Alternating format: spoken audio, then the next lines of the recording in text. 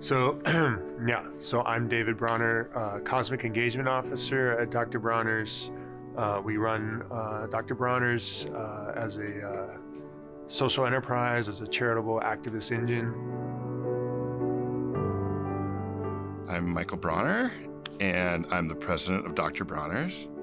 And my passion has always been the international expansion of not just our products and sales, but really our mission. So I am Lisa Bronner-Milam. With the company today, I do mostly customer engagement in various forms.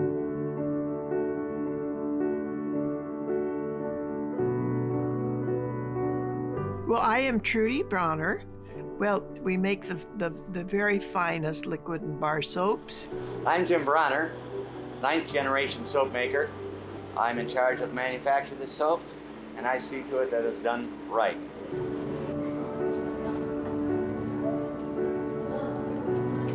Oh man, there's Dad. No kidding, okay.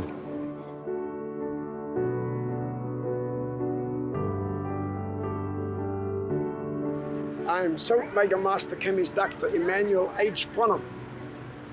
And now in 1944, I swore to the God within me and within every living being on this planet, I become the servant of God.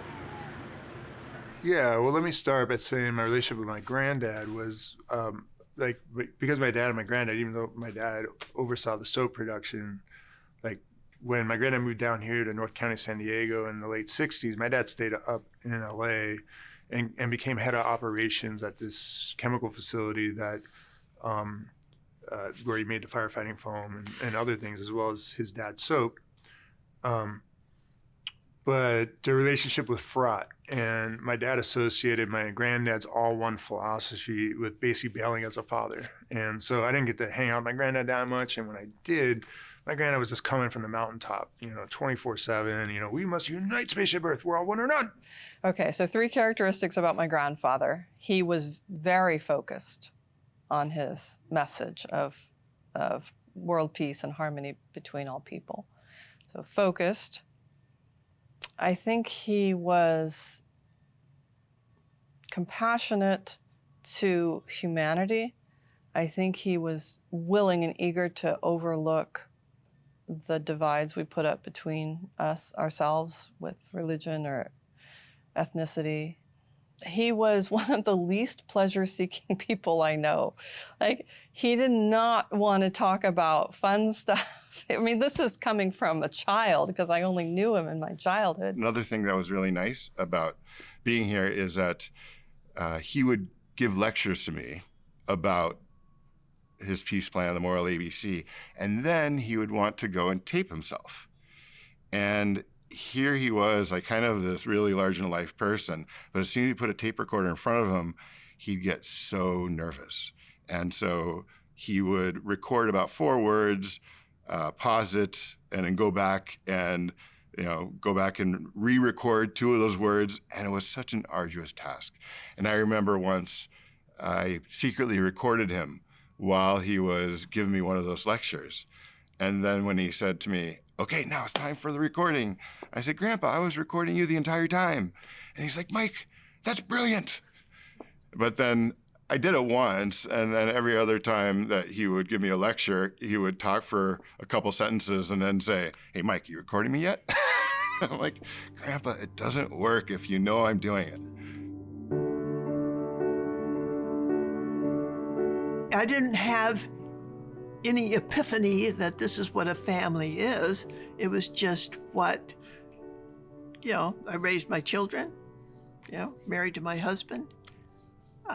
We were a very nice family. We wanted to understand the company and understand the workers. They became our family also.